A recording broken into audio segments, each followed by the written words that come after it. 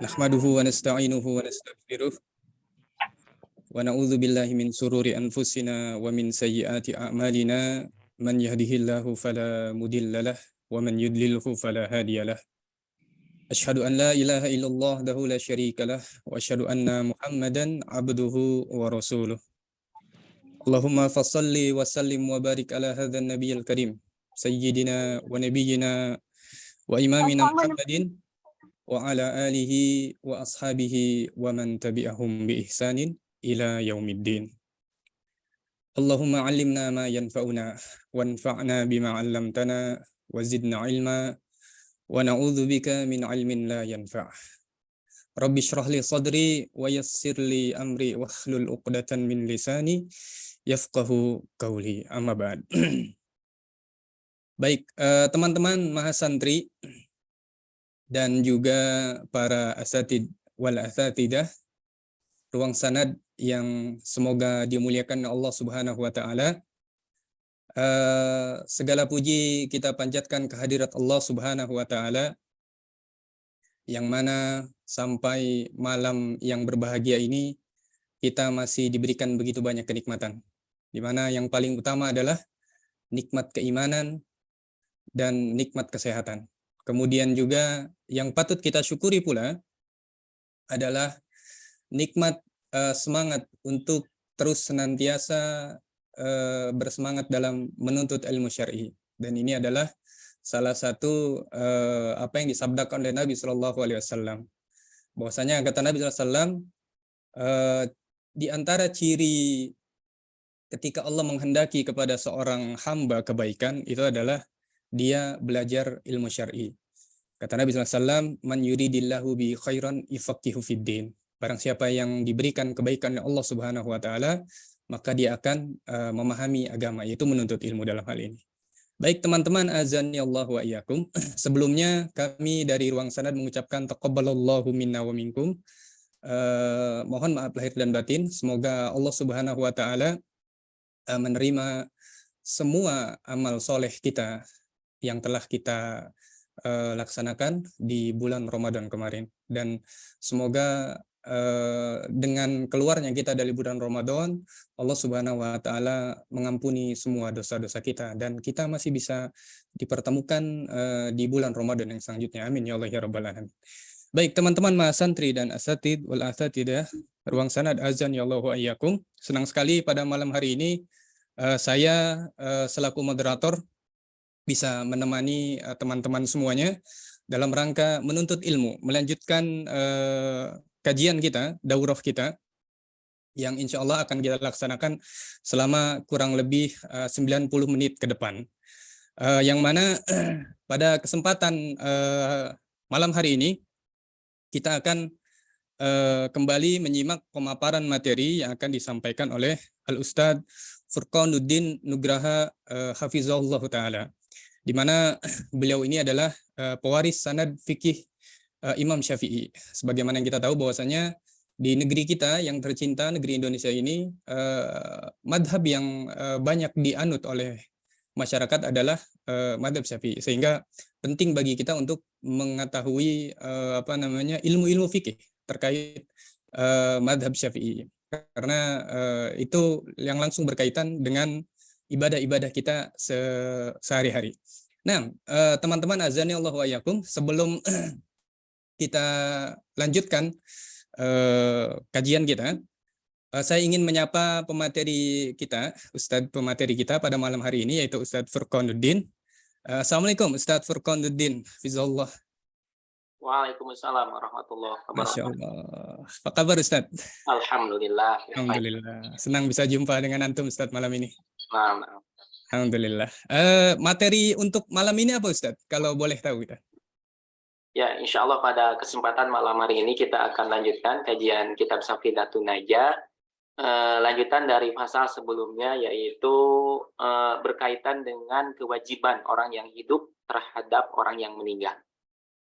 Nah, Masya Allah, barakallahu fiik. Terima kasih banyak Ustadz. Ustadz Furqanuddin, demikian teman-teman azanallahu wa iyyakum. Nah, tadi Ustadz Farkonuddin sudah siap untuk memberikan pemaparan materi kepada kita. Insya Allah malam ini kita akan melanjutkan materi kita di kajian kitab Safinatun Najah, khususnya bab pengurusan janais. Pengurusan janais, dan mana ini adalah materi yang sangat penting. Ini materi yang sangat penting, tidak banyak kaum muslimin yang memahami betul terkait materi fikih ini, karena tidak semua orang mau menjadi praktisi di masalah ini, yaitu pengurusan janais. Nah, untuk lebih mengefisienkan waktu, langsung saja kita simak pemaparan dari Ustadz Farkonuddin, dan mungkin juga nanti di akhir pemaparan materi akan ada sesi tanya jawab, nanti teman-teman bisa langsung yang ingin bertanya, berinteraksi langsung dengan Ustadz. Kalau yang ingin langsung melalui live, nanti bisa raise hand, atau teman-teman yang ingin tidak pengen bisa lewat chat, maksud saya Afan, bisa lewat chat nanti. Baik, demikian itu sekian dari saya. Selanjutnya saya serahkan kepada Al Ustadz Farkonuddin Nugraha Hafizahullah Ta'ala. Waktu dan tempatnya kami persilahkan, Ustadz. Falyatafaddal masykura.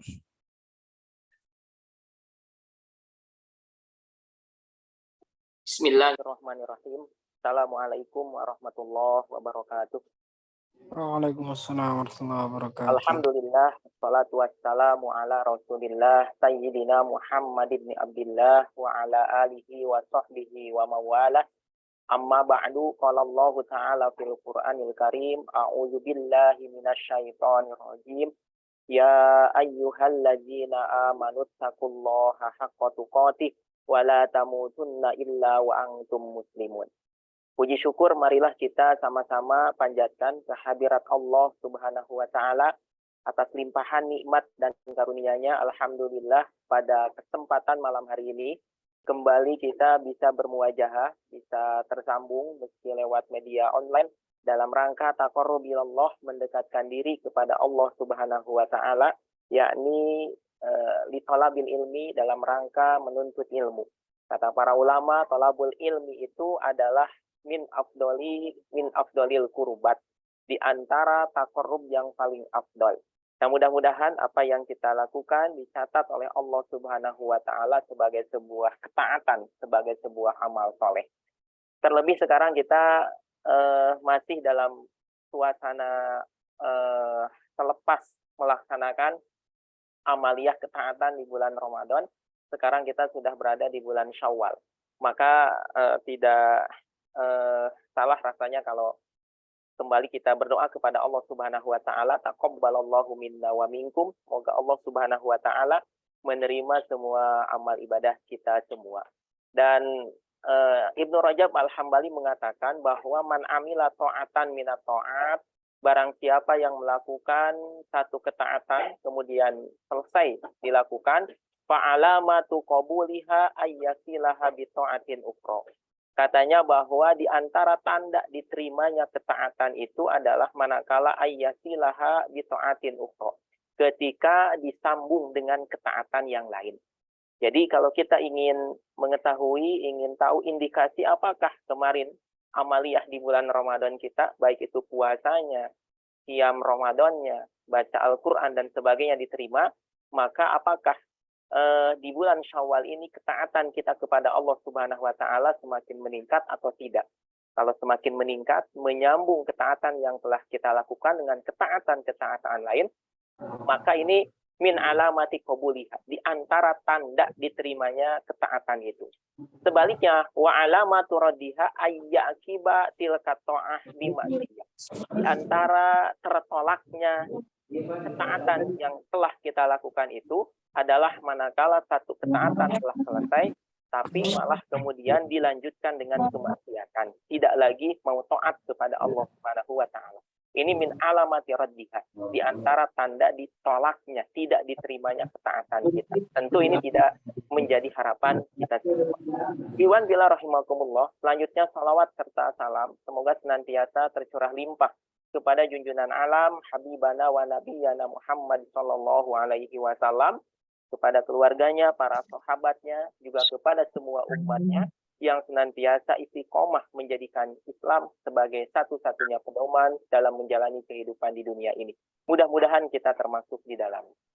Ikhwan fillah rahimakumullah, insya Allah pada kesempatan malam hari ini kita akan lanjutkan kajian kita terhadap kitab Safinatun Najah, kitab fikih yang dikarang oleh Ibnu Sumer Al-Hadrami rahimahullah, yang kemarin di bulan Ramadan kita simpan sejenak ya. Setelah sebelumnya kita menuntaskan pembahasan yang erat kaitannya dengan toharoh, pun demikian kaifiat sholat, baik itu syarat wajib, syarat sah, pembatal sholat, dan yang lainnya. Nah, maka pada kesempatan malam hari ini mudah-mudahan menjadi sesi terakhir ya bagi kita untuk menuntaskan hal-hal yang berkaitan dengan toharoh dan sholat. Nanti kita masuk pada bagian berikutnya, yaitu ibadah maliyah, yakni berkaitan dengan kitabuz zakah. Nah, pada kesempatan malam hari ini kita lanjutkan berkenaan dengan faslun fima yata'allaku bil mayyit. Pasal yang akan menjelaskan kepada kita apa-apa saja yang erat kaitannya kewajiban orang yang hidup terhadap mayit, ya, terhadap orang yang meninggal. Jadi biasanya dalam sistematika pembahasan fikih, setelah selesai pembahasan terkait dengan toharoh, kemudian sholat, maka biasanya dilengkapi dengan pembahasan kewajiban terhadap mayit, pengurusan jenazah. Ya. Nah, karena apa? Karena di antara hal yang terkait dengan pengurusan mayit itu adanya sholat jenazah. Jadi pembahasan tentang sholat. Nah, kemudian ikhwan fillah rahimakumullah, ada hikmah lain yang tentu ini perlu disampaikan di awal. Mengapa kita perlu belajar berkenaan dengan kaifiat pengurusan jenazah? Ada hikmah lain, yakni bahwa ini membuktikan sekali lagi kepada kita bahwa Islam itu begitu detail, ya. Jangankan mengurus persoalan orang-orang yang masih hidup, ya. Orang yang sudah meninggal pun Islam memberikan aturannya kepada kita. Nah, maka ini semakin meyakinkan kepada kita bahwa Islam ini adalah agama yang sempurna, mengatur bukan hanya pengaturan terhadap orang yang masih hidup, tetapi juga orang yang sudah meninggal. Sekaligus ini meyakinkan kepada kita betapa Islam itu memberikan penghormatan yang luar biasa kepada jiwa, ya. Kasratul hayyi, ya, kasratul mayyiti ka kasratil hayyi. Kata Rasulullah, mematahkan tulang orang yang sudah meninggal itu sama halnya seperti mematahkan orang yang masih hidup, tulang yang masih hidup. Nah, begitu penghormatan yang luar biasa yang diberikan oleh Islam terhadap jiwa. Demikian pula kalau kita mau merenungi bahwa ketika seseorang memulasara jenazah, mengurus jenazah, maka harus diposisikan kehormatannya itu layaknya orang yang masih hidup. Ya, jangan kemudian aurat orang yang sudah meninggal itu terumbar begitu saja. Ini harus diperhatikan. Nah, ikhwan fillah rahimakumullah, qala al-muallif rahimahullahu taala wa nafa'ana bihi wa bi ulumihi fid dharain. Berkata pengarang kitab Safinatun Najah ini, Sumer Al-Hadrami, allazi yalzamu lil mayyiti arba'u khisalin. Kewajiban orang yang hidup, ya, kepada mayit itu ada 4. Ya. Nah, wajibnya di sini adalah wajib kifayah. Maksud wajib kifayah itu adalah kewajiban kolektif, ya. Idza fa'alal ba'du saqata 'anil bakin. Jadi kalau sudah tuntas diselenggarakan, dilaksanakan oleh sebagian, maka tuntutan itu gugur dari yang lain. Namun tetap saja pahala itu hanya didapatkan oleh orang yang melaksanakan kewajiban tersebut. Ya. Nah, ini yang dimaksud dengan kewajiban kifayah. Wajib kifayah itu seperti itu. Beda cerita dengan salat 5 waktu. Salat 5 waktu itu hukumnya adalah wajib ain. Artinya ya setiap individu harus melaksanakan. Tidak bisa diwakilkan oleh yang lain. Nah, adapun kalau pengurusan jenazah, maka hukumnya adalah wajib kifayah, ya, fardu kifayah. Allazi yalzamu lil mayyiti arba'u khisalin, ghusluhu wa takfinuhu wa salatu alaihi. Berkata pengarang kitab Safinatun Najah ini bahwa yang wajib bagi mayit, artinya kewajiban orang yang hidup terhadap mayit itu, ya, ada 4 perkara. Yang pertama adalah gusluhu, memandikannya. Kemudian watakfinuhu, yang kedua mengkafaninya. Kemudian yang ketiga wassalatu alaihi, menyolatinya. Dan yang terakhir wadafnuhu, menguburkannya. Nah, ini 4 perkara wajib kifayah yang harus dilakukan oleh orang yang masih hidup kepada mayit, kepada orang yang sudah meninggal, ya. Nah, ikhwan fillah rahimakumullah, perlu diberikan catatan di sini. Apakah setiap orang yang meninggal berlaku 4 hal ini, ya? Apakah kewajiban orang yang hidup, ya, terhadap orang yang meninggal itu berlaku secara umum ataukah ada catatannya, gitu ya? Nah, maka di sini perlu kemudian diperhatikan bahwa 4 perkara ini likulli mayyitin muslimin, berlaku bagi setiap mayit muslim. Kemudian ghairil muhrimi, bukan orang yang meninggal ketika sedang melaksanakan haji.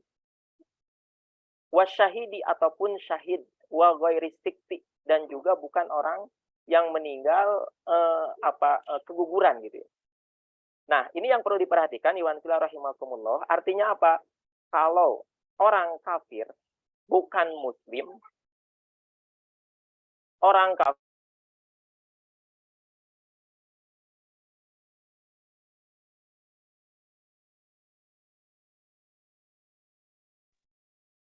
kafir yang meninggal, maka yajuzu ghusluhu mutlaqan, boleh untuk dimandikan, namun haram secara mutlak untuk disolati, gitu ya. Jadi orang kafir itu haram, ya, meskipun orang dekat, tetangga dekat, sahabat dekat, ya, bestinya, gitu ya. Kemudian meninggal, ya. Kemudian dia disolati, maka hukumnya adalah haram. Alih-alih mendapatkan pahala orang yang menyolatinya, malah kemudian berdosa. Ini kalau yang meninggalnya orang kafir, mayitnya mayit kafir. Nah, kemudian muhrim, orang yang meninggal, orang muslim meninggal sedang melaksanakan haji. Maka 4 perkara ini berlaku dengan catatan, ya. Maka kalau dia adalah laki-laki, ya, laki-laki yang meninggal sedang haji, maka la yustaru ra'suhu. Jadi kepalanya itu jangan ditutupi dengan kafan. Adapun kalau wanita, maka wajahnya jangan ditutupi. Nah, ini yang membedakan, ya. Kalau mayitnya itu adalah muhrim. Muhrim itu orang yang sedang melaksanakan haji. Kemudian syahid. Ada orang sedang melaksanakan peperangan, ya, fi sabilillah, li'ila'i kalimatillah. Kemudian dia meninggal, maka dikategorikan sebagai syahid. Nah, syahid itu macam-macam, ikhwan fillah rahimakumullah. Ada yang disebut dengan syahidud dunya wal akhirah. Syahid dunia dan akhirah. Yaitu apa? Yaitu orang yang berperang di jalan Allah Subhanahu wa taala li'ila'i kalimatillah. Dia meninggal, maka tidak perlu dimandikan, tidak perlu disolati, ya. Tidak perlu dimandikan, tidak perlu disolati. Kalau syahidnya adalah syahidud dunya wal akhirah. Nah, adapun kalau syahidud dunya, yang kedua ada yang disebut dengan syahidud dunya. Syahidud dunya itu adalah orang yang berperang di jalan Allah Subhanahu wa taala, namun motivasinya adalah li ajlil ghanimah. Semata-mata ingin mendapatkan ghanimah, rampasan perang. Beda dengan yang pertama. Yang pertama tadi itu syahidud dunya wal akhirah. Dia benar-benar ikhlas karena Allah Subhanahu wa taala. Meskipun kalau secara kasat mata sama-sama, dia tewas misalkan di medan perang. Makanya dikatakan syahidud dunya. Di dunia ya terlihat sama saja. Dia itu meninggal di medan perang. Nah, kalau syahidud dunya artinya orang yang meninggal di medan perang karena li ajlil ghanimah, karena ingin mendapatkan ghanimah, atau karena asobiyah, karena hanya membela kaumnya, atau yang lain bukan karena Allah Subhanahu wa taala, maka ini pun sama seperti syahidud dunya wal akhirah. Dia tidak perlu untuk dimandikan, ya, tidak perlu untuk disolati, langsung dikuburkan saja. Nah, ada lagi yang ketiga, yang disebut syahid itu ada yang namanya syahidul akhirah faqat. Syahid akhirat. Nah, syahid akhirat ini ragamnya banyak. Misalkan wanita hamil, melahirkan, meninggal. Wanitanya, ibunya.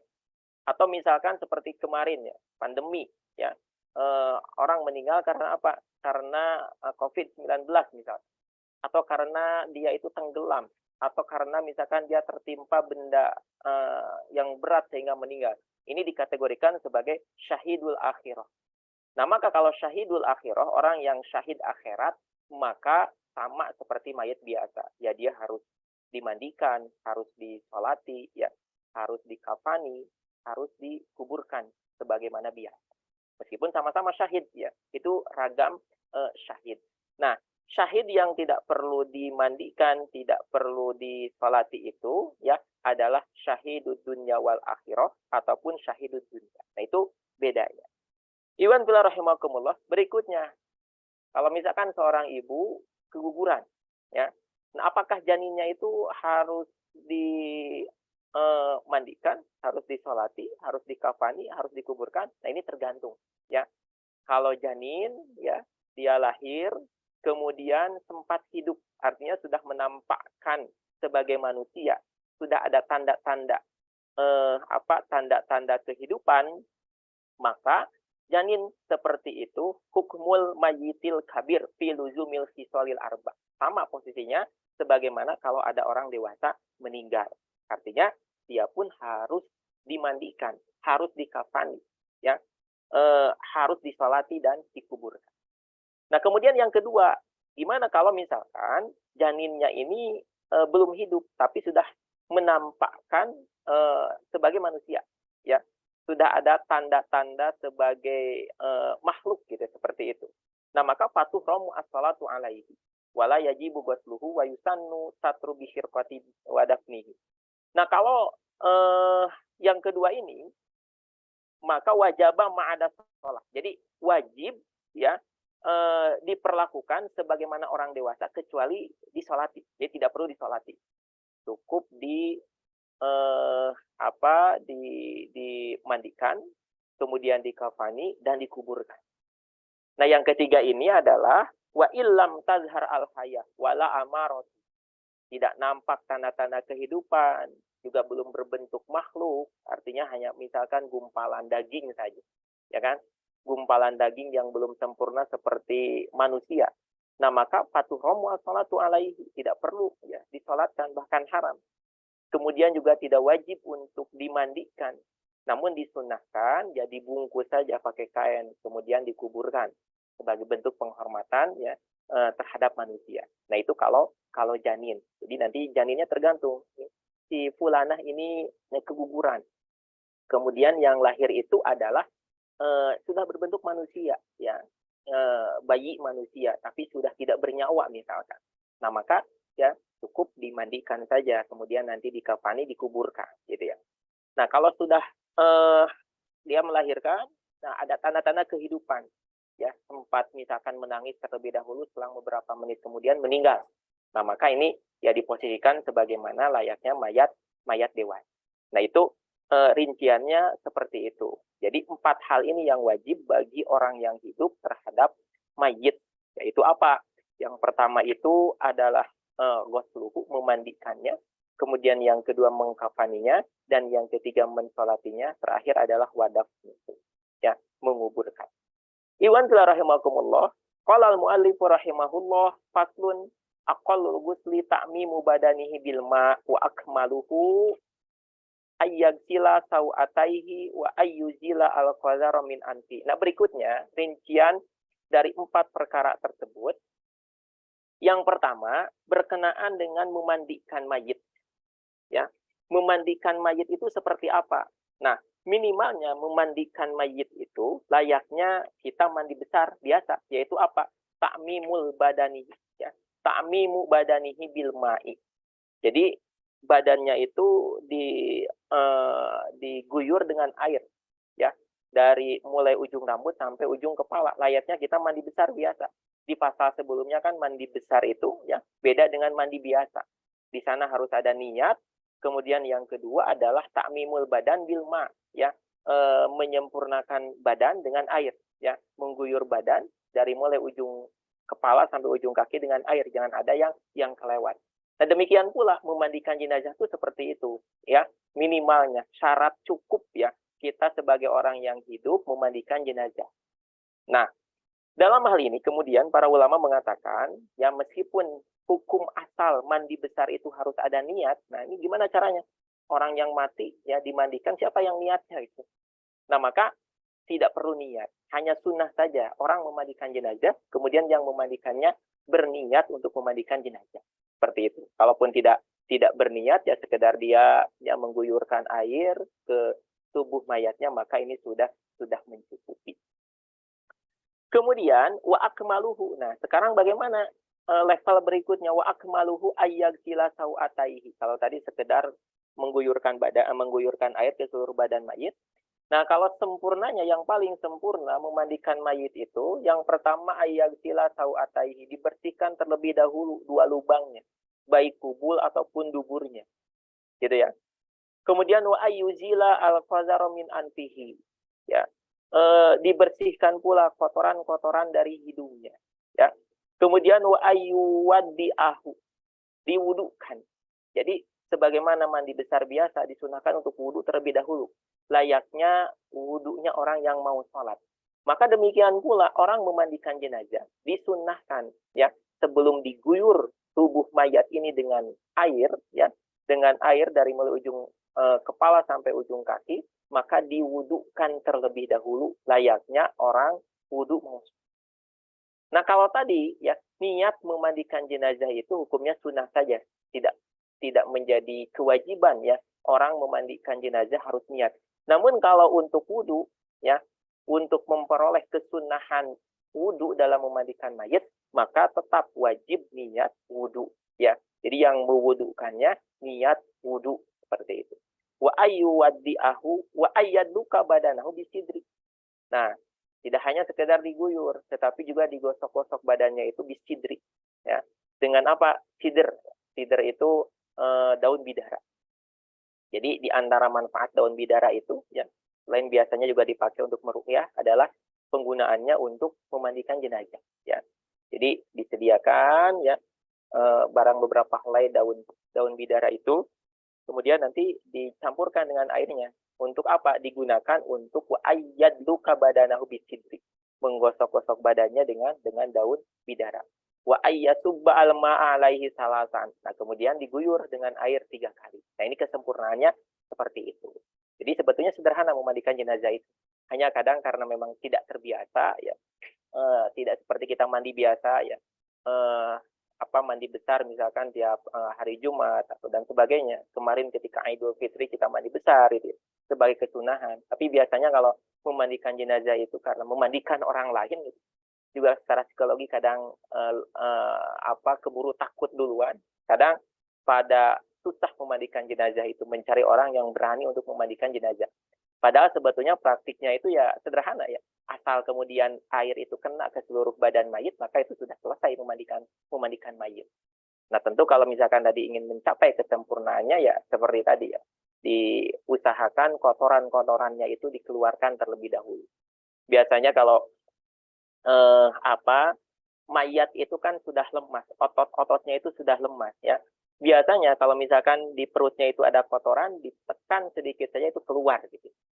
Nah, tapi juga jangan berlebihan. Orang memandikan jenazah ya karena tahu bahwa harus dibersihkan dulu kotorannya. Itu perutnya itu sampai diurut-urut ya. Juga jangan berlebihan seperti itu.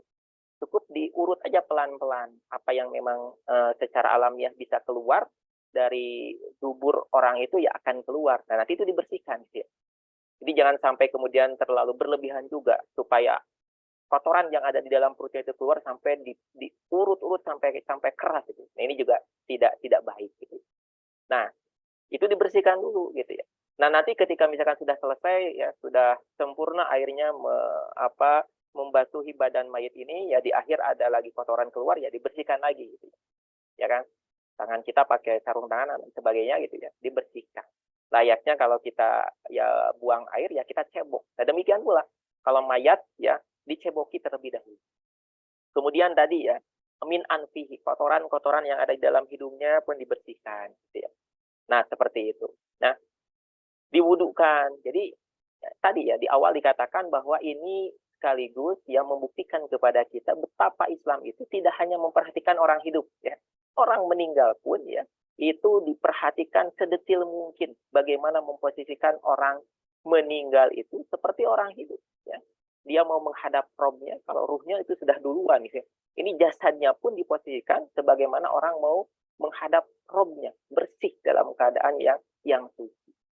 Ya. Wa ayyasubba al-ma'a alaihi salatan, diguyur dengan air 3 kali seperti itu. Nah, itu memandikan jenazah ya seperti itu. Iwan fillah rahimakumullah, berikutnya fasun fil kafan. Nah, sekarang bagaimana mengkafani mayat? Aqallul kafani saubun ya umuh. Nah, minimalnya mengkafani mayat itu adalah saubun ya umuh. Jadi pakaian yang bisa menutupi badan mayat itu cukup seperti itu. Minimalnya itu. Sudah selesai kewajiban kita terhadap mayat. Wa akmaluhu lirrajuli salasul lafaid. Adapun afdolnya, kesempurnaannya ya, lirrajuli salasul lafaid. Kalau mayatnya itu laki-laki maka 3 lapis. Sediakan kain 3 lapis mayat laki-laki. Nah, iwan fillah rahimakumullah, yang juga perlu kita perhatikan ya, berkenaan dengan bungkus mayat, kain kafan ini sunnahnya adalah berwarna putih. Adapun kalau misalkan mau menggunakan warna yang lain ya boleh-boleh saja gitu ya. Namun sunnahnya menggunakan yang warna putih ya. Nah, bagi laki-laki itu lirrajuli salasul lafaif. Bagi laki-laki artinya mayatnya adalah mayat laki-laki, maka salasul lafaif 3 lapis. Lapis pertama ya, kemudian kita bungkuskan ya, lapis kedua bungkuskan lagi sampai lapis ketiga. Setelah itu kemudian diikat. Selesai. Itu untuk mayat laki-laki. Walil mar'ati komisun wa khimarun wa izarun wa lifafatani. Adapun kalau perempuan itu ya ada 3 jenis ya. Yang pertama komis ya. Komis itu pakaian atas. Kemudian khimar dipakaikan penutup kepalanya, kerudungnya. Wa izar pakaian bawah. Kemudian setelah itu walifa fatani 2 lapis.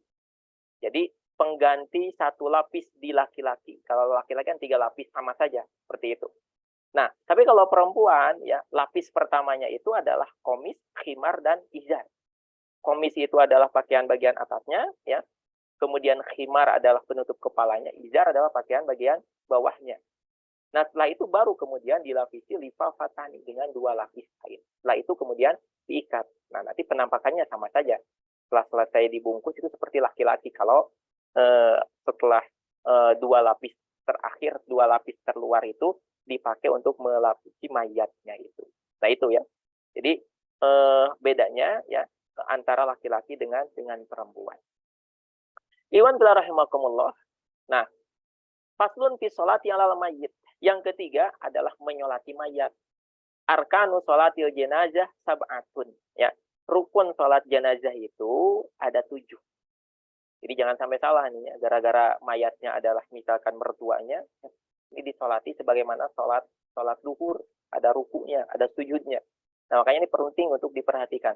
Arkanu sholatil jenazah sab'atun. Rukun sholat jenazah itu ada 7. Al-awwalu an-niyat. Yang pertama adalah niyat. Ya, ini berangkat dari keumuman hadis Rasulullah Shallallahu Alaihi Wasallam. Innamal a'malu binniyat. Ya, amalan itu tergantung niatnya. Sah atau tidaknya tergantung niatnya. Nah, demikian pula menyolati mayat. Niat ini menjadi rukun yang harus diperhatikan. Nah, di dalam menyolati mayat, niatnya itu ya ada 2 hal yang harus diperhatikan. Yang pertama adalah al-qasdu, yang kedua adalah at-ta'yin. Al-qasdu itu adalah bermaksud bahwa apa yang akan dikerjakan itu adalah salat. Ya, biasanya diredaksikan dengan usolli atau nawaitu usolli gitu ya. Aku menyolati. Kemudian yang kedua adalah at-ta'yin, menentukan ya siapa yang disolati ini ya. Ya. Biasanya redaksinya adalah nawaitu sholata ala hadal mayit, atau misalkan kalau dalam bahasa Indonesia, aku berniat sholat terhadap mayat ini ya. Ala hadal mayiti kalau mayatnya laki-laki. Kalau mayatnya perempuan, ala hadhil mayyiti. Seperti itu.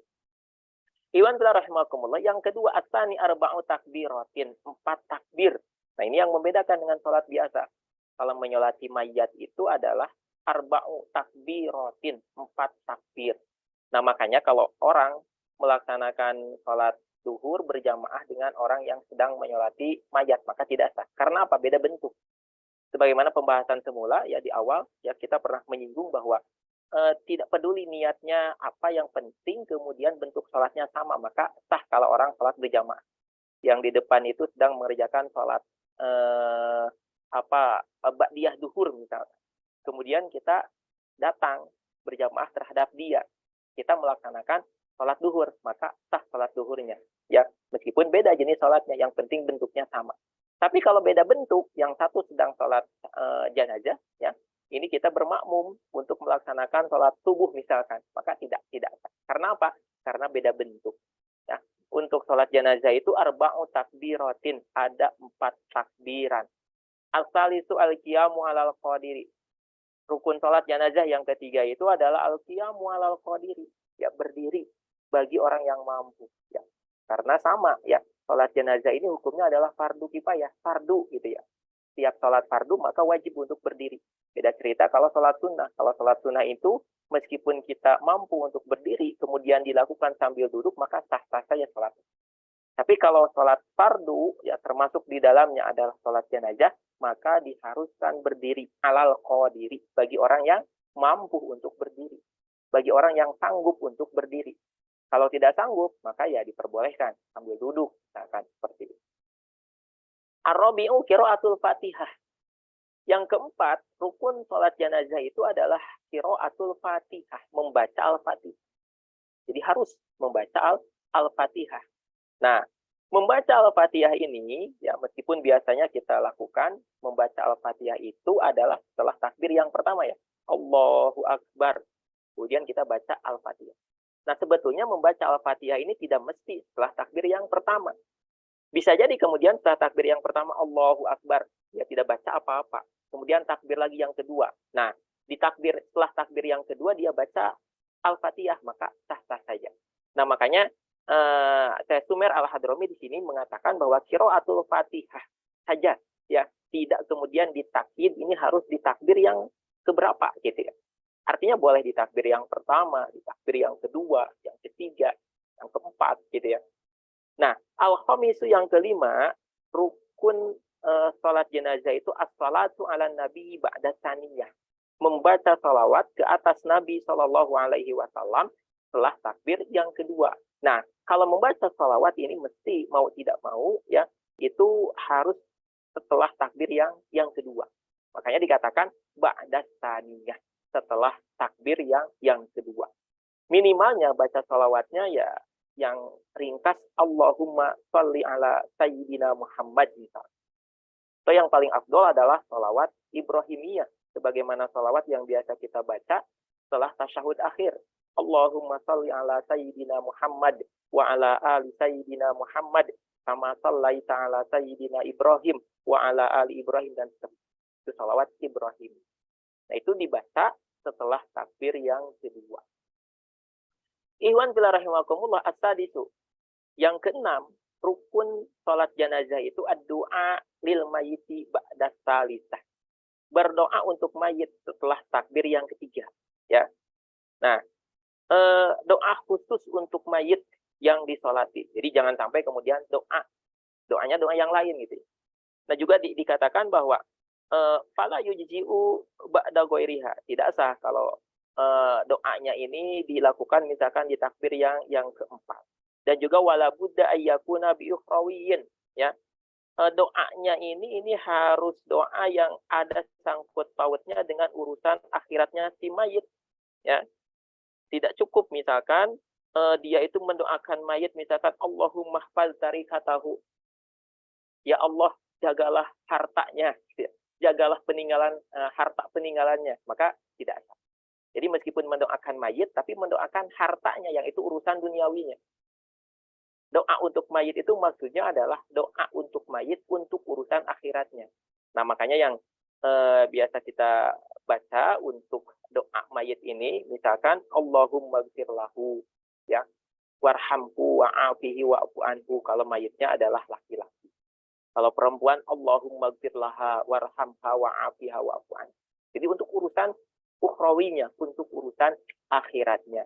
Nah, doa ini dilakukan ba'da salisah, setelah takbir yang ketiga. Iwan fila rahimakumullah, kemudian as-sabi'u, yang ketujuh, rukun sholat jenazah itu adalah as-salam, ya, membaca salam. Assalamualaikum, disunnahkan ditambah dengan wabarakatuh. Assalamualaikum warahmatullahi wabarakatuh. Nah, itu rukun sholat jenazah. Jadi tidak seperti sholat biasa. Sholat biasa rukunnya ada berapa? Ada 17, ya kan? Atau sebagian ulama mengatakan 13. Tapi kalau rukun sholat jenazah itu hanya 7 saja, sebagaimana disebutkan di dalam kitab Safinatun Najah. Iwan bila rahimakumullah, faslun fidafni wa ma yuzkaru ma'ahu. Nah, sekarang bagaimana menguburkannya? Aqallu dafni hufratun. Minimalnya menguburkan mayit itu hufrah, ya. Taktumu raihatahu wa tahrusuhu minasiba. Yang penting ada lubang, yang lubang itu aman, ya. Dari apa? Dari cakaran binatang buas. Jadi kalau kita menguburkan mayit di lubang itu, binatang buas tidak akan mencakarnya, tidak akan membuka mayitnya itu, gitu ya. Kemudian juga taktumu raihatahu, tidak menyebabkan bau. Jadi di beberapa wilayah, seperti di wilayah Timur Tengah, karena memang tanahnya itu panas, ya, tidak meskipun tidak sedalam di kita, ya, maka tidak menimbulkan bau. Nah, cukup seperti itu, gitu. Tapi kalau lubangnya terlalu dangkal, mayat dikebumikan di sana, beberapa hari kemudian malah bau, maka tidak mencukupi. Orang yang menguburkannya, dan bisa jadi seluruh kaum muslimin di wilayah tersebut terkena dosa. Karena apa? Belum tuntas melakukan fardu kifayah. Nah, tapi kalau lubangnya itu sudah memadai, ya, tidak menimbulkan bau, nanti kalau mayat dikebumikan di sana, kemudian juga aman dari binatang buas, maka itu sudah tuntas, ya, sudah tidak lagi punya tuntutan bagi orang yang hidup, ya, terhadap orang yang meninggal. Wa akmaluhu qomatun wa basatun. Adapun sempurnanya, afdolnya, ya, menguburkan mayat itu tingginya, ya, dalamnya itu ketika seseorang yang punya postur yang normal, dia berdiri, kemudian menelantangkan tangannya ke atas, narik tangannya ke atas, seperti itu. Dalamnya itu seperti itu, ya. Qomatun wa basatun. Di kurang lebih, ya, orang standar 1,5 meter misalkan, seperti itu tingginya itu, dalamnya hufrahnya itu, lubangnya itu. Kemudian wa yudau khadduhu ala turab. Kemudian mayatnya dikebumikan, ya, yudau khadduhu ala turab, pipinya itu dikenakan ke tanah. Jadi ketika tadi setelah dikafani, ya, tertutup kan pipinya itu, kalau memang mayatnya ini bukan muhrim, bukan orang yang meninggal ketika sedang haji, ditutup semuanya. Nah, ketika dikebumikan, maka yudau khadduhu ala turab, dibuka lagi itu. Si pipinya itu dikenakan ke tanah. Kemudian wajibu tawjihuhu ilal kiblah. Nah, wajib juga diarahkan ke arah kiblat, ya, diarahkan ke arah kiblat. Dengan menggunakan apa? Dengan menggunakan syikil aiman, bagian tubuh yang paling kanannya. Artinya seperti kita tidur yang disunahkan oleh Nabi kan seperti itu, ya, menghadap kiblat dengan bersandarkan kepada bagian tubuh, ya, yang bagian kanan, gitu ya. Nah, kalau tidak bisa karena satu dan lain hal misalkan, maka tidak mengapa menggunakan bagian tubuh bagian kiri, yang penting masih menghadap ke kiblat. Ini hukumnya wajib. Wa yajibu tawjihuhu ilal kiblah, menghadapkan mayat itu ke arah kiblat. Ya. Iwan billah rahimakumullah. Nah, selesai itu berkenaan dengan penguburan mayat. Nah, menyolati mayit itu, ya, kembali kepada perihal menyolati mayit, maka ini tidak sah dilakukan kecuali kalau mayat itu sudah dimandikan, ya. Jadi ketentuan menyolati mayit itu kalau mayatnya sudah dimandikan. Nah, kalau misalkan belum dikafani tidak mengapa, itu keafdolannya saja. Tapi biasanya, ya, kalau sudah dimandikan kemudian dikafani, disolati, gitu ya. Yang menjadi ketentuan itu adalah dimandikan terlebih dahulu. Kalau orang kemudian menyolati mayit tapi mayatnya belum dimandikan, maka tidak. Seperti itu. Faslun fima yujibu nabsyal mayyit. Pasal berikutnya berkenaan dengan wajib menggali lagi kuburan. Ya. Nah, gara-gara apa? Yunbasu al-mayyitu li arba'i hisolin. Mayit itu digali lagi, ya kan? Pun sudah dikuburkan. Gara-gara apa? Yang pertama, lil gusli iza lam yataghayyar. Lupa. Ujug-ujug kemudian dikafani, disolati, dikuburkan. Ya. Ternyata belum dimandikan. Nah, maka wajib untuk digali kembali. Yang kedua, walitaujihihi ilal kiblah. Dalam rangka menghadapkannya ke arah kiblat. Ya. Tidak tahu tadinya arah kiblat itu kemana, karena yang gali kuburannya misalkan bukan orang sana, pendatang misalkan. Ternyata baru nyadar tadi itu mayatnya belum diarahkan ke arah kiblat, maka wajib untuk digali kembali, diarahkan ke arah kiblat. Kemudian walil mali idza dufina ma'hu, karena harta, jika hartanya itu dikubur bersama mayat, ternyata mayatnya itu di sakunya itu misalkan masih ada hartanya, masih ada emas misalkan, masih ada jam tangan berharga, maka harus digali terlebih dahulu, digali lagi. Nah, ini kan juga kadang suka jadi pertanyaan, kalau misalkan ada mayatnya ini masih membawa gigi palsu, apakah wajib digali kembali? Ini tergantung gigi palsunya itu berharga atau enggak gitu ya. Kalau misalkan dirasa berharga, nanti mau dibagikan ke ahli warisnya, ya digali lagi, diambil gitu. Tapi kalau tidak, ya tidak terkategori sebagai harta yang itu berharga, yang ketika dibawa ya dikubur bersama mayatnya harus digali kembali. Yang terakhir, walil mar'ati iza dufina janinuha ma'aha wa amkanat hayatuhu. Ini ada wanita hamil meninggal. Kemudian tidak diperiksa, tidak dicek terlebih dahulu. Langsung saja diurus jenazahnya, dikuburkan. Baru ingat setelah dikuburkan, ada kemungkinan nih, janinnya ini masih hidup. Karena wanita ini hamil sudah, misalkan 4-5 bulan, sudah ditiupkan ruhnya. Ada kemungkinan janinnya ini masih hidup, maka wajib digali kembali. Kecuali kalau sebelum dikuburkan sudah dipastikan, ya, berdasarkan pemeriksaan, pengecekan dari ahli, janinnya pun sudah meninggal, maka tidak mengapa ya dikuburkan, tidak perlu digali kembali. Tapi kalau amkanat hayatuhu, ada kemungkinan janinnya ini masih hidup, maka kuburannya itu wajib untuk digali kembali. Nah, itu beberapa hal yang berkaitan dengan sebab apa seorang mayat itu yang sudah dikuburkan wajib untuk digali kembali. Iwan bila rahimakumullah, nah itu selesai ya, berkenaan dengan hal-hal yang berkaitan dengan mayat. Kewajiban orang yang hidup terhadap mayat. Mulai dari memandikannya, kemudian mengkafaninya, kemudian mensolatinya, dan menguburkannya. Ini adalah kewajiban orang yang hidup terhadap mayat. Nah, sekali lagi, pasal ini diikut sertakan pembahasannya, digabungkan dengan pembahasan sholat. Karena ada satu perkara yang itu dominan di dalam pengurusan jenazah itu, yaitu berkenaan dengan sholat. Hukumnya sama, yaitu fardu. Namun fardunya adalah fardu kifayah. Arti fardu kifayah itu adalah kewajiban yang kalau dikerjakan oleh sebagian, maka sakotas anil bakin. Tuntutannya itu gugur dari yang lain, ya, dari yang tidak mengerjakannya. Meskipun pahala itu Allah sediakan bagi yang melaksanakan. Baik, sampai sini ya pembahasan berkenaan dengan pengurusan jenazah. Barangkali Dahulu ya, supaya kita bisa lebih interaktif, dipersilakan. Fal yatafadhal mashkur. Nah, Masya Allah. Baik, terima kasih banyak Ustadz Furqanuddin atas para materinya. Jazakallah khairan katsiran. Semoga apa yang disampaikan oleh Ustadz bisa menambah wawasan kita, khususnya di materi tentang fikih janais ini. Nah, baik Ustadz.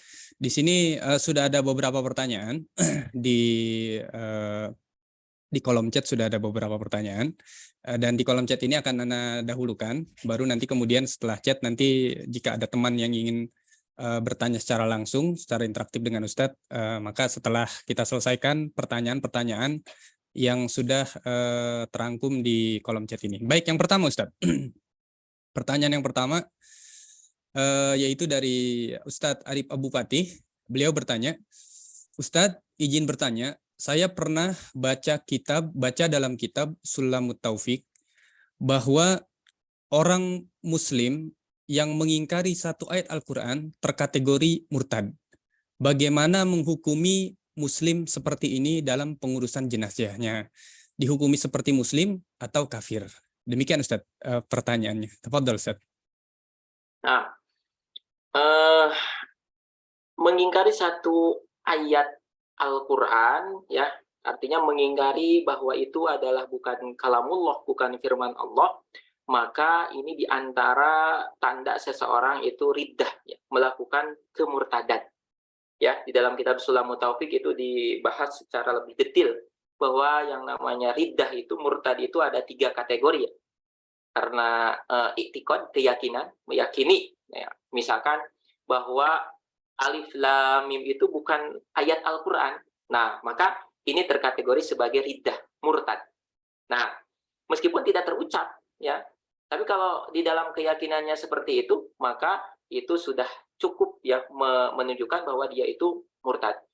Nah, yang kedua adalah riddah qauli, ucapan. Kalau ini sampai mengucapkan atau memviralkannya, gitu ya. Sama, ya, al-kitabah kal-kitobah, dia tidak mengucapkan tapi menuliskan misalkan di statusnya, ini sama saja, ya, terkategori sebagai riddah. Nah, yang ketiga adalah murtad itu secara perbuatan, dia nyata-nyata misalkan melemparkan, ya, meremehkan, melecehkan Al-Quran, dibuang ke kloset, dilakukan dengan sadar tanpa paksaan. Nah, maka itu adalah murtad. Nah, namun ikhwan fillah rahimakumullah, ya, tidak bisa sembarangan kemudian kita menghakimi seseorang itu sudah murtad, sudah coplok keimanannya. Perlu adanya pembuktian. Nah, lagi-lagi di sini pentingnya adanya institusi, ya, adanya pengadilan. Tidak ujuk-ujuk kemudian seseorang dihukumi murtad. Karena harus ada pembuktian, ya. Orang misalkan tadi mengingkari satu ayat Al-Quran, ini harus dibuktikan. Benar nggak dia mengingkari dengan sadar tanpa adanya paksaan, ya? Kalau misalkan ucapannya di mana, kapan, siapa yang menjadi saksi, gitu. Atau dia misalkan ngaku dengan sendirinya. Nah, pengakuannya ini juga harus ada yang menyaksikan, dibawa ke pengadilan, dibuktikan. Baru kalau sudah terbukti, ya, adanya saksi ataupun dia mengaku, maka ya kita bisa menghukumi dia itu murtad. Seperti itu. Nah, maka kalau dia kemudian murtad seperti itu, maka berlaku hukumannya adalah, ya, yang pertama istitabah dulu, diminta untuk bertobat, ya, menarik lagi ucapannya, sadar lagi, disadarkan, gitu. Nah, kalau dia bertobat, ya syukur alhamdulillah kembali kepada Islam, gitu ya. Nah, tapi kalau misalkan tidak bertobat, kekeh dengan keyakinannya, maka berlaku man baddala dinahu faqtuluh. Barang siapa yang murtad mengganti agamanya, maka dibunuh.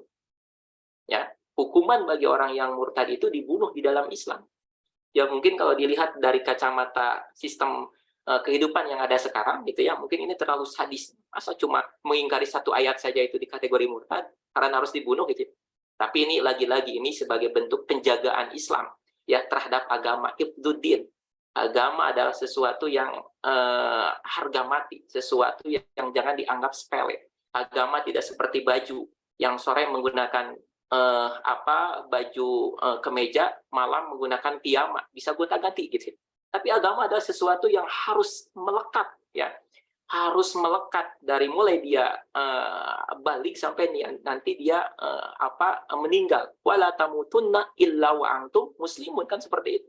Janganlah meninggal kecuali dalam keadaan muslim, tidak bisa gonta-ganti agama.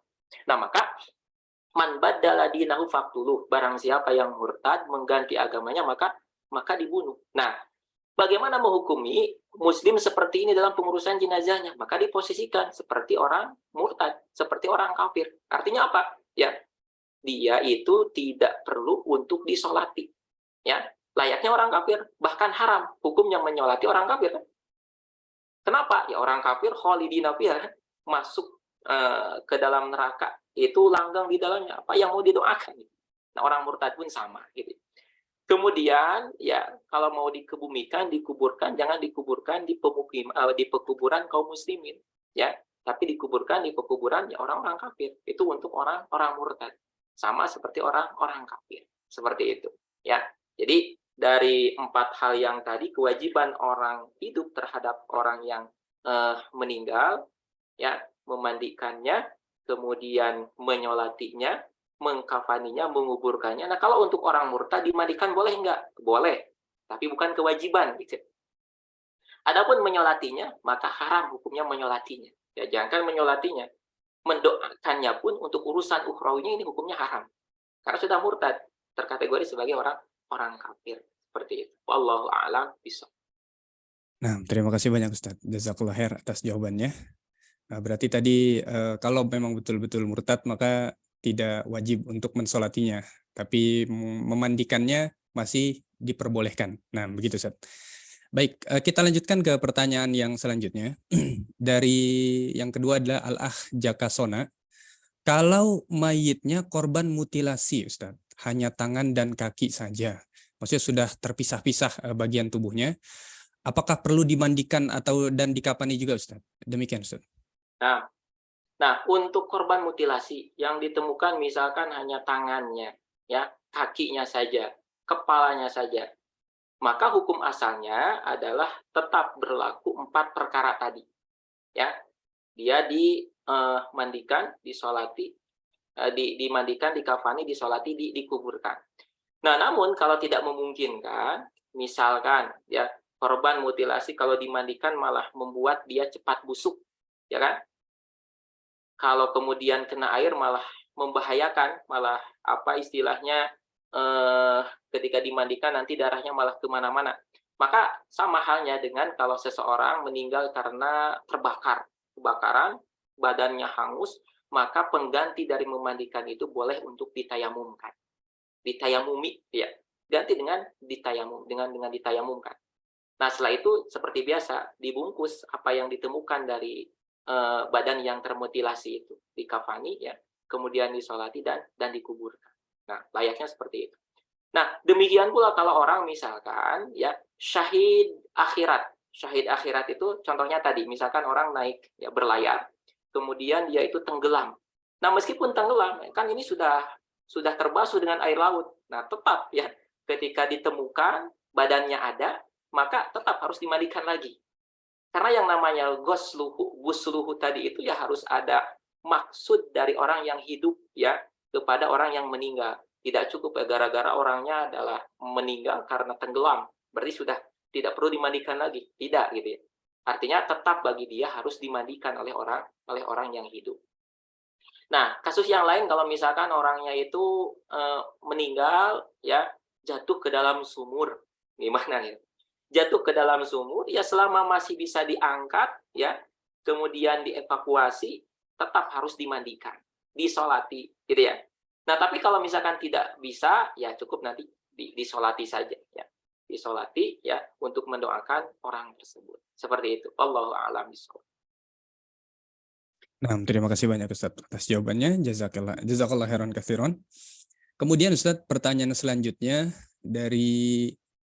ada pertanyaan dari Al-Akh Agus Surya. Izin bertanya, salam dalam sholat jenazah dilakukan 2 kali dengan menoleh ke kanan dan ke kiri seperti halnya salam dalam sholat wajib atau hanya 1 kali? Ini terkait salam, Ustaz. Apakah sama seperti sholat wajib atau cukup sekali saja salamnya? Demikian, Ustaz.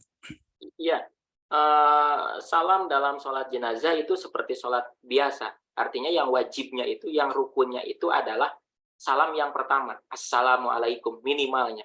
Ya, lengkapnya, afdolnya, assalamualaikum warahmatullahi wabarakatuh. Sunnahnya ya adalah ditambah dengan salam yang kedua. Juga disunahkan menoleh. Ya. Menolehnya itu kan, menolehkan pipi kita ke kanan dan ke kiri itu, ya seperti halnya dalam sholat biasa, hukumnya adalah sunnah. Ya, seperti itu. Wallahu a'lam. Nah, terima kasih banyak Ustaz. Jazakallah khairan katsiran atas pertanyaannya. Jadi sama seperti sholat wajib pada umumnya gitu ya. Kemudian Ustaz, pertanyaan selanjutnya dari Al-Ah Cendra. Ustaz, mohon maaf izin bertanya. Misalkan makam mayat dibongkar untuk urusan autopsi, itu bagaimana hukumnya? Apakah boleh? Jadi tujuan dibongkarnya makam itu untuk tujuan autopsi, Ustaz. Apakah boleh, Ustaz? Demikian. Untuk tujuan autopsi, misalkan membuktikan apa sebetulnya yang menyebabkan kematian orang tersebut. Nah, selama memang ada manfaat di sana, ya, untuk menegakkan keadilan, ya, untuk membongkar kezaliman misalnya, dan kemudian diizinkan juga oleh ahli warisnya, dan masih bisa dipastikan bahwa mayatnya ini belum hancur. Kalau diotopsi, kemudian nanti dikembalikan ke lubang kuburannya yang masih memungkinkan, maka untuk memperoleh manfaat yang lain, maka itu diperbolehkan. Kecuali kalau memang otopsi ya tidak memiliki tujuan, hanya sekedar misalkan untuk permainan saja, misalkan untuk senda gurau dan sebagainya, maka tidak diperbolehkan. Jadi dikembalikan kepada tujuannya, ya. Apakah ada tujuan, ya, yang urgensinya itu penting, misalkan untuk membongkar kezaliman, untuk membuktikan menegakkan keadilan dan sebagainya, maka diperbolehkan. Wallahu a'lam. Nah, jazakallah khairan katsiran Ustaz atas jawabannya. Kemudian pertanyaan selanjutnya, ini dari Al-Akh M. Hasbi. Ini ada beliau bertanya dengan 2 pertanyaan Ustaz. Assalamualaikum Ustaz, waalaikumsalam warahmatullahi. Untuk sholat jenazah, ini pertanyaan pertama Ustaz. Untuk sholat jenazah, apakah boleh sholat di kuburan jenazah setelah jenazah disolatkan? Jadi maksudnya apakah boleh sholat jenazah itu setelah jenazahnya dikebumikan dan baru disolatkan di atas kuburan. Saya pernah lihat orang sholat di kuburan jenazah karena katanya telah ikut sholatin sebelum dikuburkan.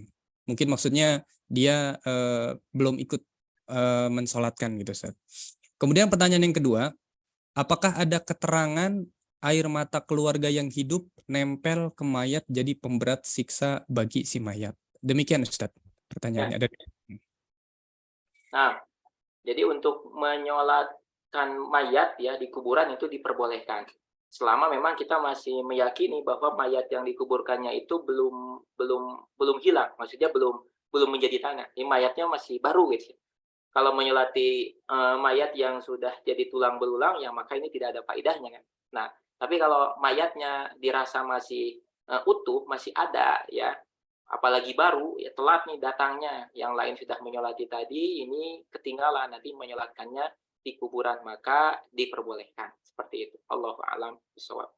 Nah, kemudian kalau air mata keluarga yang hidup nempel mayat jadi pemberat siksa bagi si mayat, apakah ada keterangannya? Ya, wallahu a'lam.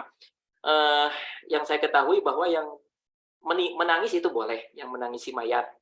Yang tidak diperbolehkan itu adalah nihaya itu meratapi mayat. Ya, itu yang tidak diperbolehkan. Jangankan kemudian air matanya tumpah menempel ke mayatnya, meskipun tidak seperti itu, tapi dia meratapi mayat, yang meratapi itu sampai dia misalkan mencakar-cakar, mencabik-cabik dirinya sendiri sampai menjerit-jerit dan sebagainya. Ini yang tidak diperbolehkan, ya. Ya, yang jelas yang itu yang ada keterangan. Wallahu a'lam bishawab. Nah, jazakallah khairan katsiran Ustaz atas jawabannya. Baik, sepertinya hanya itu yang bisa terbaca oleh saya di room chat. Baik, kepada teman-teman Mas Santri dan asatidzah di ruang sanad yang ingin berinteraksi langsung dengan Ustadz, kami persilahkan. Silakan raise hand, nanti akan saya panggil insya Allah.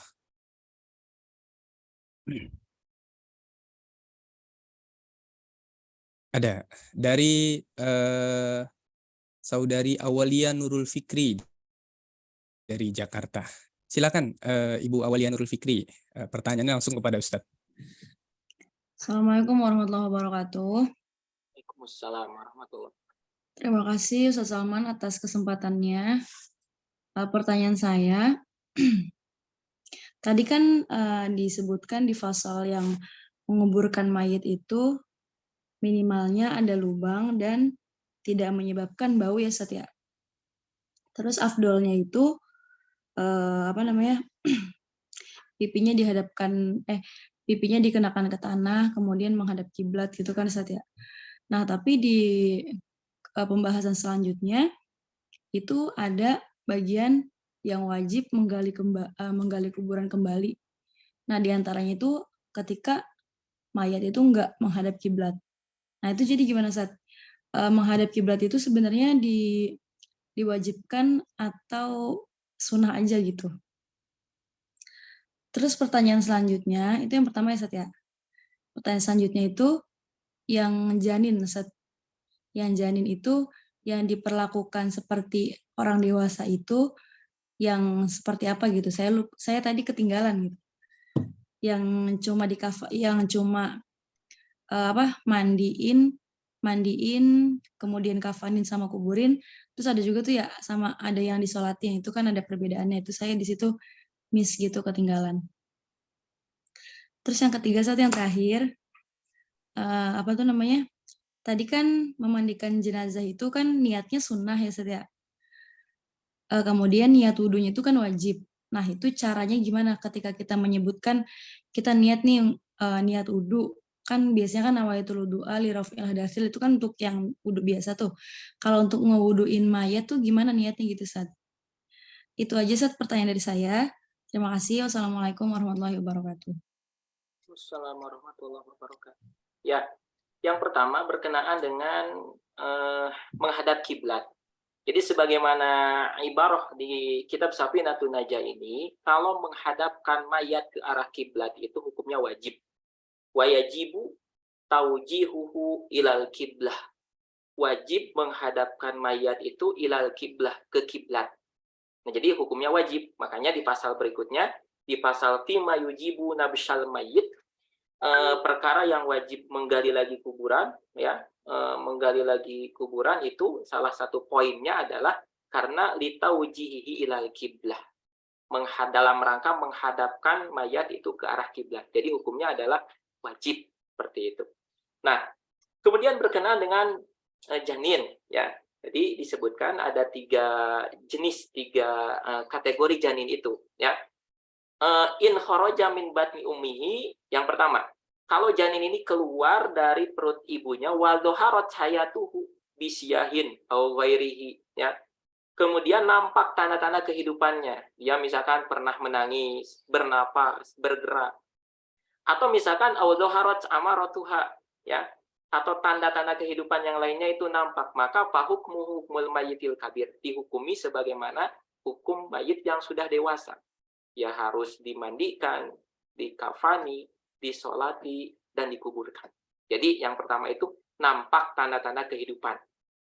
Ya, keluar dari perut ibunya, pernah menangis, ya, bernapas, gerak, dan sebagainya. Nah, amma illam tazhar hayatuhu, yang kedua kategorinya adalah kalau misalkan tidak nampak tanda-tanda kehidupan, wala amaratuha. Nah, juga tidak ada ciri-ciri kehidupan yang nampak darinya, lakin doharo tahlikuhu. Tapi yang keluar itu, janin itu sudah berbentuk, ya, seperti manusia. Bukan hanya sekedar gumpalan daging. Sudah terlihat tuh ada tangannya, ada kepalanya, ada kakinya. Maka wajaba ma'ada sholah. Wajib 4 perkara tadi, ya, kecuali disolati. Tidak perlu disolati. Cukup dimandikan, kemudian dikafani, langsung dikuburkan. Ya. Bahkan waharumat as-sholatu alaihi, ya, diharamkan untuk disolati. Nah, ini menariknya kan seperti itu. Kalau orang kafir yang jelas-jelas kafir sama, haram untuk disolati. Janin yang belum nampak tanda-tanda kehidupannya, ya, sebagaimana kategori yang kedua ini, haram juga untuk disolati. Nah, yang membedakan adalah hikmahnya. Kalau kafir, kenapa haram disolati? Ya, wong dia udah jelas-jelas masuk neraka. Nggak ada faedahnya kan didoakan itu. Sedangkan doa itu, ya, menyolati itu adalah doa untuk urusan ukhrawinya, untuk urusan kehidupan setelah kehidupan dunianya. Kita menyolati si fulan, orang muslim, disolati, karena kita belum tahu ini orangnya mau masuk surga atau neraka. Dengan disolati didoakan untuk kebaikan urusan akhiratnya. Allahumma gfirlahu, dimintakan ampunan untuk dosanya. Warhamku, dimintakan rahmat kasih sayang Allah untuk dia, kan seperti itu. Tapi oleh orang kafir ya udah jelas divonis orang-orang kafir itu innalladzina kafaru min ahlil kitabi wal musyrikina fi nari jahannam, di neraka jahanam. Nggak ada faedahnya kalau kemudian didoakan. Kan gitu. Nah, kalau janin ini sudah jelas-jelas dia itu adalah penghuni surga. Kan seperti itu. Hikmah kenapa sama-sama diharamkan untuk disolati. Sama halnya dengan syahidud dunya wal akhirah. Orang yang meninggal di medan perang. Kan balasannya surga. Jadi haram juga untuk disolati. Karena udah jelas-jelas dia penghuni penghuni surga. Nah, hikmahnya dari keharaman menyolati mayit itu adalah seperti itu. Kemudian, Iwan Kila rahimakumullah, yang ketiga kategorinya adalah wa illam tadhar al-haya, ya, tidak nampak janin yang keluar dari perut seorang ibu itu tidak nampak tanda-tanda kehidupan. Ya, wala takhliquhu, bentuknya pun tidak jelas. Ini itu sudah berbentuk bayi atau apa? Ya masih seperti gumpalan daging misalkan, ya, sekerat daging gitu. Maka fatuhram wa sholatu alaihi, haram untuk disolati. Ya, mau menyolati apa gitu? Itu kan cuma gumpalan daging. Wala yajibu ghuslu, tidak wajib untuk dimandikan. Ya, artinya kalau mau dicuci ya dibersihkan ya boleh-boleh saja. Tapi tidak menjadi kewajiban. Beda cerita kalau bagian yang pertama tadi kategori ya sudah berbentuk manusia, maka wajib untuk dimandikan. Wa yusannu satruhu bihirqatin, ya, wa dafnuhu, disunnahkan, hukumnya sunnah saja, disunahkan untuk dibungkus, ya, dibungkuslah pakai kain, ya, supaya nanti tidak dikejar-kejar oleh misalkan ada kucing, ada anjing apa gitu yang senang ke daging gitu ya. Kemudian disunahkan juga untuk apa? Dikuburkan, sunnah hukumnya. Nah, ini juga berlaku Iwan rahimakumullah, ya, terhadap kalau seorang ibu melahirkan biasanya ada sisa-sisa apa tuh? Plasenta, tali ari-ari ya, seperti itu. Nah, ini dalam rangka menghormati penghormatan terhadap manusia, maka disunahkan juga. Jangan sekedar dibuang begitu saja. Ya, tapi ya dibungkuslah, kemudian dikuburkan gitu. Meskipun ya boleh-boleh saja, ya sudahlah dibuang ke tempat sampah, boleh. Tapi ini khilaful aula, ini tidak menghormati manusia gitu ya, seperti itu. Nah, itu ya berkenaan dengan janin. Kemudian tadi disebutkan bahwa orang yang memandikan jenazah itu tidak wajib untuk berniat. Meskipun di pasal sebelumnya, di antara rukun mandi besar itu adalah an-niyat. Tapi kalau memandikan jenazah, maka orang yang memandikannya itu tidak wajib untuk berniat. Hanya hukumnya sunnah saja. Gitu ya, sunnah. Untuk niat memandikan jenazah. Nah, adapun kalau wudu, mewudukan mayat itu hukumnya sunnah. Tapi niat wudunya itu hukumnya wajib supaya pahala mewudukan jenazah ini bisa didapat. Kan gitu. Nah, bagaimana niatnya? Ya, niat dengan redaksi kita saja. Niat wudu untuk jenazah ini. Sebagaimana kalau kita menyolati mayit kan, ya, usolli ala hadal mayit. Aku sholat untuk mayat ini. Wudu pun sama, ya. Aku niat mewudukan, ya, jenazah ini. Seperti itu cukup di dalam hati orang yang mewudukan. Nah, ini kan menjadi semacam teka-teki ya. Ada yang sebut di dalam bagian fikih itu ada yang namanya teka-teki fikih. Ya, teka-teki fikih, ada amalan yang hukumnya adalah wajib tapi niatnya sunnah. Ada juga amalan yang hukumnya adalah sunnah tapi niatnya adalah wajib. Apa itu? Ya tadi, memandikan jenazah itu hukumnya wajib. Tapi niat memandikannya hukumnya sunnah. Kemudian mewudukan jenazah itu hukumnya adalah sunnah. Kalaupun jenazah nggak diwudukan kan nggak apa-apa. Tapi niat ketika mewudukan jenazah ini hukumnya adalah wajib. Nah, seperti itu. Wallahu a'lam bishawab. Nah, baik, terima kasih Ustaz atas jawabannya, atas tadi 3 pertanyaan dari Ibu Awalia. Terima kasih banyak pertanyaan dan jawabannya Ustaz. Jazakallah khairan katsiran. Kemudian ada 3 pertanyaan lagi saya lihat di kolom komentar, kolom chat. Saya bacakan Ustaz. Yang pertama dari Ibu Sukma Putri. Afwan Ustaz, izin bertanya. Apakah ada di syariat pembacaan Yasin oleh ibu-ibu perwiritan untuk jenazah?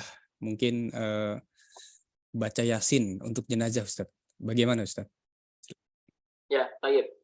Yang berkenaan dengan baca Yasin, jadi kalau kita telaah salah satu syarah Safinatun Najah di Ghayatul Muna itu disebutkan wa yundabu ayyuqra'a inda surati Yasin.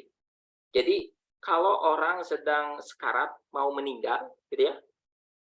Nah, itu wayundabu ayyuqra'a indahu, disunnahkan membacakan surah Yasin.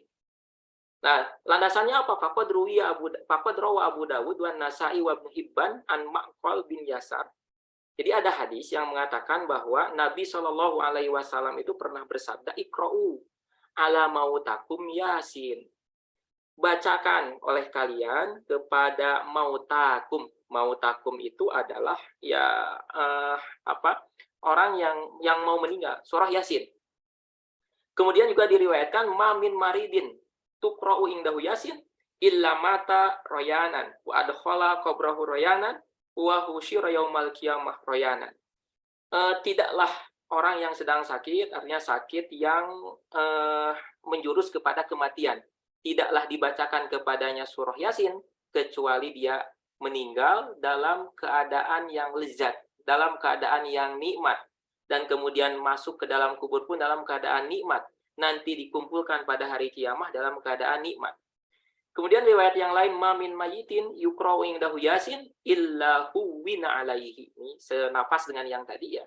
Tidaklah ada mayit yang dibacakan Yasin ya, kecuali huwina alaihi, akan dipermudah dalam sakaratnya, dan yang lain. Jadi artinya simpulannya ya, berdasarkan apa yang ditulis di dalam Ghayatul Muna ini, itu bahkan disunahkan ya. Kalau ada orang mau meninggal ya, sedang sakarat, maka disunnahkan untuk membacakan Yasin. Seperti itu. Wallahu a'lam bishawab. Nah, jazakallahu khairan katsiran atas jawabannya Ustaz. Kemudian pertanyaan selanjutnya, masih ada 2 pertanyaan di kolom chat Ustaz. Yang selanjutnya adalah dari Ibu Depi Destika. Pertanyaannya adalah, Assalamualaikum. Waalaikumsalam warahmatullahi wabarakatuh. Afwan Ustaz, mau tanya, jika ada benda yang menempel pada tubuh si mayat, semisal kawat gigi, gigi palsu, dan sebagainya, apakah sebelum diurusi harus dilepaskan terlebih dahulu atau tidak perlu? Syukran Ustaz. Demikian. Nah, ini kembali kepada nilai dari barang tersebut ya, karena prinsipnya adalah barang berharga yang itu bernilai, apalagi ini bisa menjadi sumber nanti konflik ahli waris ya. Misalkan giginya dari emas gitu ya, nah kemudian ketika ikut dikuburkan, nanti ahli warisnya merasa ada sesuatu yang hilang dari harta benda orang yang meninggal ini, maka itu wajib untuk dibuka ya terlebih dahulu. Tapi kalau misalkan ya barang-barang yang menempelnya itu gigi palsu ya, kalaupun dibuka malah kemudian mencederai dan sebagainya, dan nilainya pun tidak seberapa, kawat gigi dan sebagainya gitu ya, maka tidak mengapa untuk tidak dibuka. Namun kalaulah dibuka ya tidak ada masalah, maksudnya boleh-boleh saja ya, selama kemudian itu memungkinkan tidak menyakiti mayat ya, dan juga barangnya memang bernilai gitu. Nanti jadi bagian dari harta waris yang bisa diwariskan. Tapi kalau gigi palsu, kawat gigi, apakah itu menjadi barang warisan? Ya, nah ini kembalikan kepada uruf di wilayah tersebut. Seperti itu. Jadi standarnya adalah bernilai atau enggak, menyakiti atau enggak. Kalau itu kemudian dibuka gitu. Seperti itu. Wallahu a'lam bishawab. Nah, terima kasih banyak Ustaz atas jawabannya. Ana sedikit menambahkan pertanyaan Ustaz. Berarti gini ya, jadi artinya patokannya itu adalah nilainya Ustaz ya, nilai dari benda tersebut. Bukan berarti tidak boleh ada satu benda pun yang boleh dikuburkan, yang ikut dikuburkan gitu Ustaz ya. Tapi dari nilai benda itu Ustaz ya. Ya, nah nilai dan juga kemungkinan apakah itu memadorotkan atau tidak bagi si mayat. Ya, kalau malah memadorotkan ketika dibuka malah misalkan menyakiti mayat, maka ya biarkan saja gitu. Apalagi nilainya nggak seberapa misalkan. Tapi kalau bernilai kemudian bisa untuk dibuka ya afdol untuk dibuka. Ditinggalkan di alam dunia gitu, seperti itu. Wallahu a'lam. Nah, Mas, terima kasih banyak Ustaz. Jazakallahu khairan atas jawabannya. Kemudian pertanyaan selanjutnya dari saudara Rashid, dari Pak Rashid. Assalamualaikum Ustaz. Ustaz, Afwan bertanya, kebanyakan di masyarakat setelah ada yang wafat suka ada tahlilan. Sebenarnya apa hukum tahlilan dan sejarahnya tahlilan Ustaz? Karena kau lihat mungkin kalau ya karena kalau lihat zaman Nabi dan para sahabat tidak ada, wallahu alam. Ini pertanyaan terkait tahlilan, Ustaz. Tafadhol Ustaz. Ya, tahlilan ini kalau kita mau definisikan itu kan lebih kepada kebiasaan uruf ya. Meskipun di dalamnya itu ya tidak semata yang dibaca adalah tahlil la ilaha illallah. Di dalamnya ada doa, ada baca Al-Qur'an ya, mendoakan mayit. Nah, maka di sini titik yang membuat para ulama pun beda pendapat dari yang membolehkan dan yang tidak gitu. Nah, makanya nanti rinciannya adalah harus dirinci bagaimana menghadiahkan bacaan untuk mayat. Karena dalam tahlilan, aktivitas tahlilan itu ada bacaan Al-Qur'an yang dihadiahkan untuk mayat. Kemudian mendoakan mayat, kan seperti itu. Nah, kalau mendoakan mayat, ini para ulama sepakat akan kebolehannya. Ya kan? Mendoakan kebaikan untuk urusan ukhrawi mayat. Meskipun itu dibungkus dalam aktivitas tahlilan, seperti itu. Nah, tapi kalau menghadiahkan bacaan Al-Qur'an ya untuk mayat, maka di sini ada khilaf ya, ada perbedaan pendapat di kalangan ulama, dari yang mengatakan ya tidak sampai, tidak ada faedahnya dan sebagainya. Ya, sebagian mengatakan sampai. Nah, maka membuat aktivitas tahlilan ini di kalangan para ulama ada khilaf, ada perbedaan pendapat. Nah, akan panjang ceritanya kalau kemudian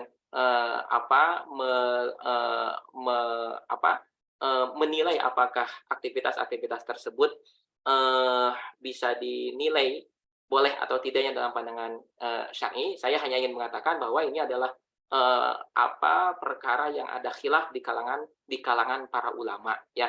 Tafadhol ya, ikhwan fillah rahimakumullah, mau mengambil pendapat yang mana ya, kemudian nanti bisa dirujuk ke sumber-sumber yang memang pembahasannya spesifik berkenaan dengan tahlilan, seperti itu ya.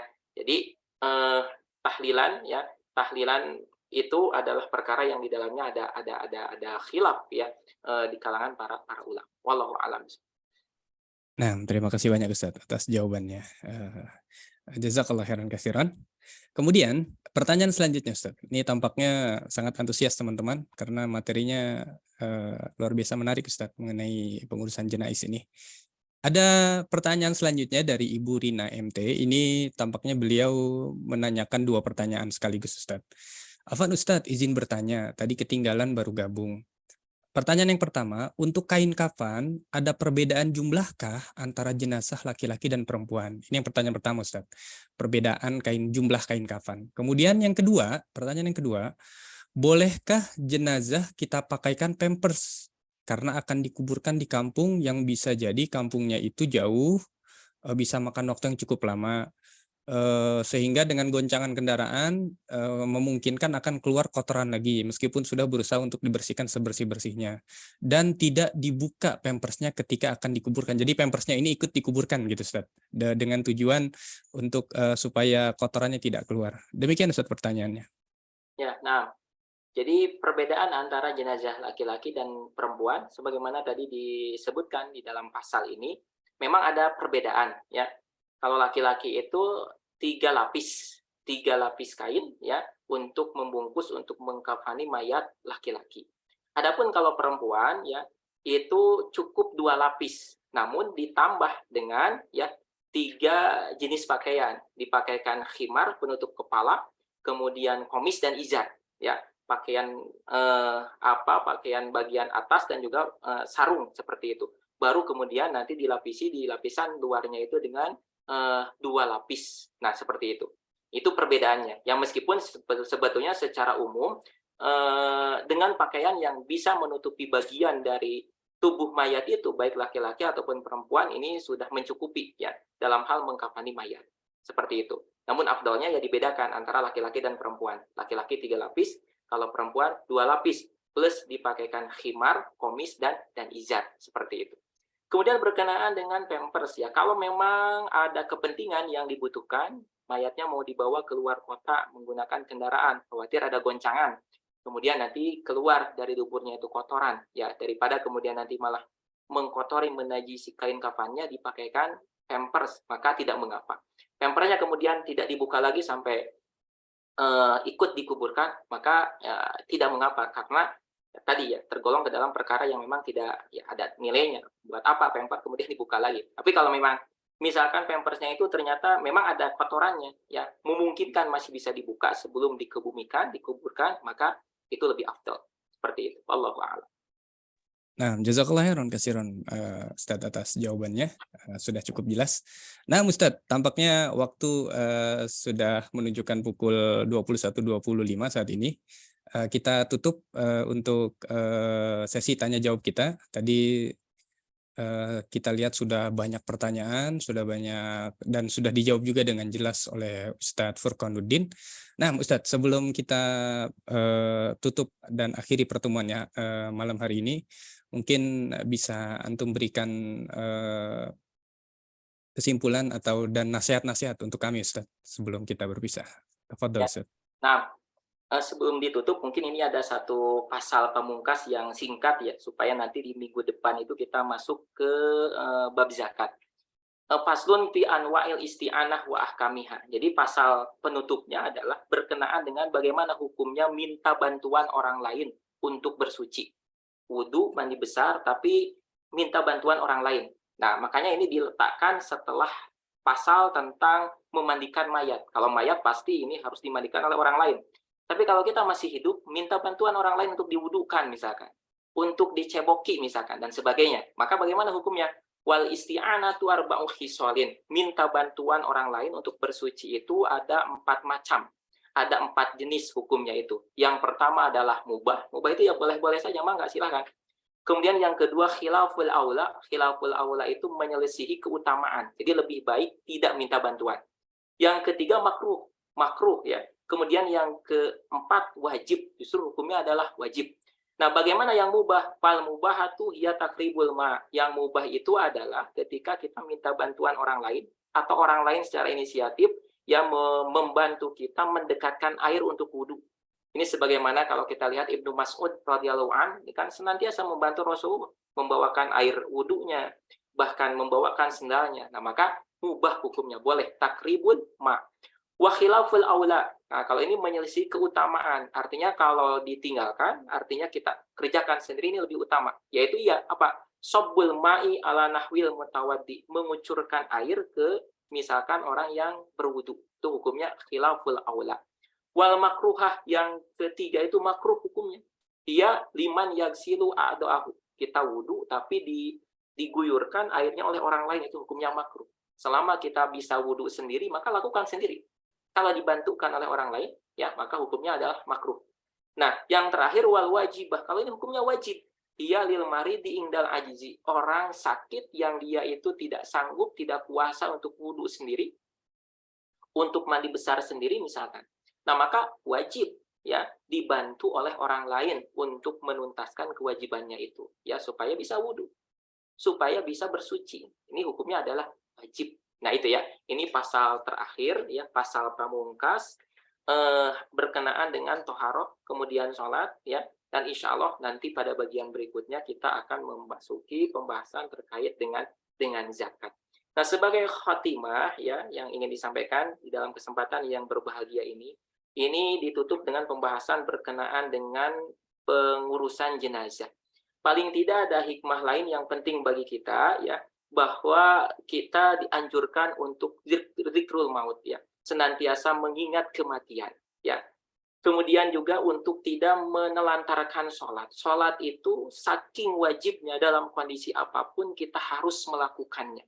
Ya, jangan sampai menunggu kita ingat sholat ketika sedang sakaratul maut. Nah, makanya musannif kitab Safinatun Najah ini memungkas pembahasan yang luar biasa dari mulai toharoh, kemudian sholat dipungkas dengan pembahasan berkenaan dengan kitabuz janaiz, supaya mengingatkan kepada kita bahwa sholat itu penting, harus dilakukan dalam kondisi apapun ya.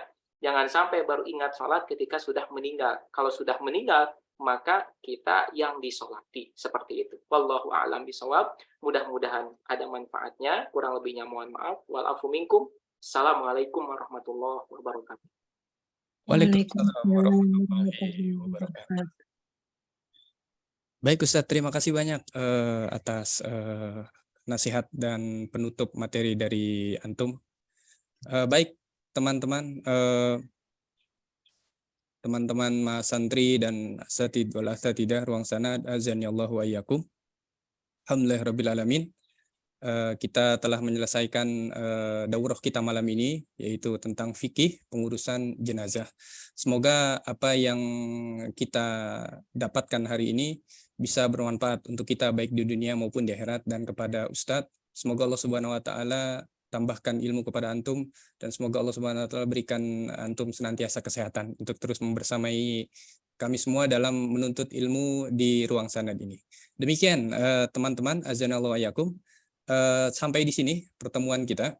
Semoga sekali lagi semoga apa yang kita lakukan pada malam hari ini dibalas pahala oleh Allah Subhanahu wa taala. Itu saja mungkin dari saya selaku moderator. Saya mohon maaf apabila ada kekurangan selama penyampaian materi di malam hari ini. Kita tutup dengan hamdalah dan doa kafaratul majlis. Alhamdulillahirabbil alamin. Subhanaka la ilaha illa anta astaghfiruka wa atubu ilaik. Sekian dari saya. Assalamualaikum warahmatullahi wabarakatuh. Waalaikumsalam. Waalaikumsalam warahmatullahi wabarakatuh. Syukran jazakumullah khair. Jazakumullah khair Ustaz. Jazakumullah. Izin live. Assalamualaikum. Waalaikumsalam warahmatullahi wabarakatuh. Afan Ustaz, materi nggak ada bisa di-share nggak ya? Untuk PDF-nya Ibu ya. Iya, Nanti insya Allah di-share Ibu. jazakallah. Nanti Jazakallah. di grup kelasnya aja nanti. Insya Allah. Iya, iya. Ya, jazakallah. Assalamualaikum. Assalamualaikum. Izin live ya. Waalaikumsalam warahmatullahi wabarakatuh.